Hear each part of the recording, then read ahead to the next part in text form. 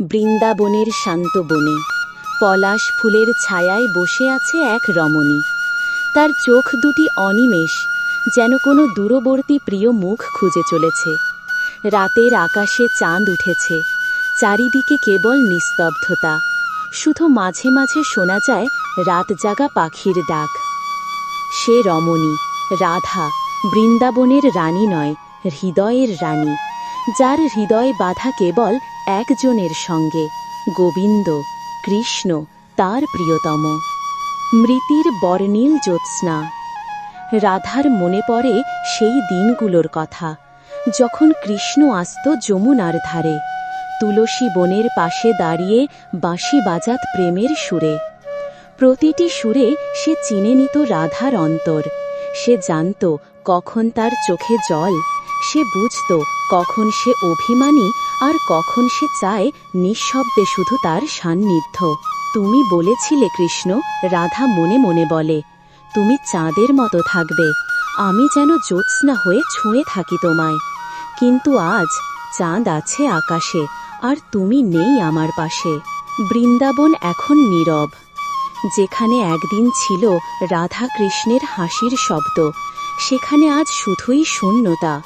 তুলসী পাতার দোলা নেই সেই রকম, যমুনার ঢেউও যেন ধীর হয়ে গেছে। রাধা প্রতিটি বৃক্ষকে জিজ্ঞাসা করে, তোমরা দেখেছ কি কৃষ্ণকে? সে কি এখনো বাঁশি বাজায়, নাকি কারো অন্য চোখে এসে ডুবে আছে? গোলাপ ফুল লজ্জায় মুখ নিচু করে, কদম্ব গাছ কাঁপে বাতাসে। তারা জানে কৃষ্ণের প্রেম অনন্ত, তবুও রাধার কষ্ট আজ বিশাল এক সমুদ্র।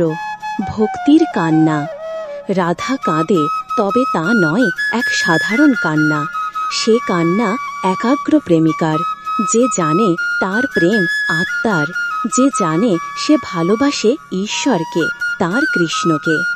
সে ভাবে, হয়তো কৃষ্ণ কোথাও লীলায় ব্যস্ত, হয়তো সে আমার অন্তরের গভীরতা পরীক্ষা নিচ্ছে।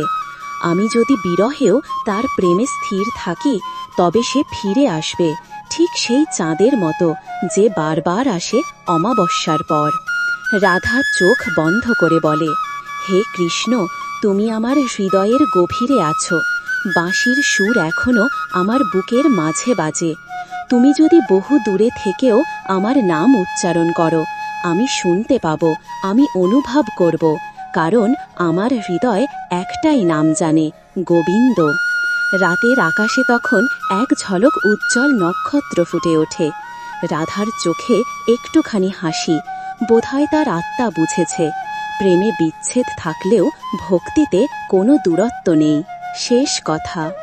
এই কাহিনী শুধু রাধার নয়, এ গল্প প্রতিটি প্রেমিকার, যে চায় তার প্রিয় মানুষের জন্য নিঃস্বার্থ প্রেম দিতে। রাধা জানে, কৃষ্ণ যদি তার হৃদয়ের সত্যতা বুঝতে চায়, তবে সে প্রস্তুত সহ্য করতে বিরহ, কারণ তার প্রেম পরিপূর্ণ ভক্তি।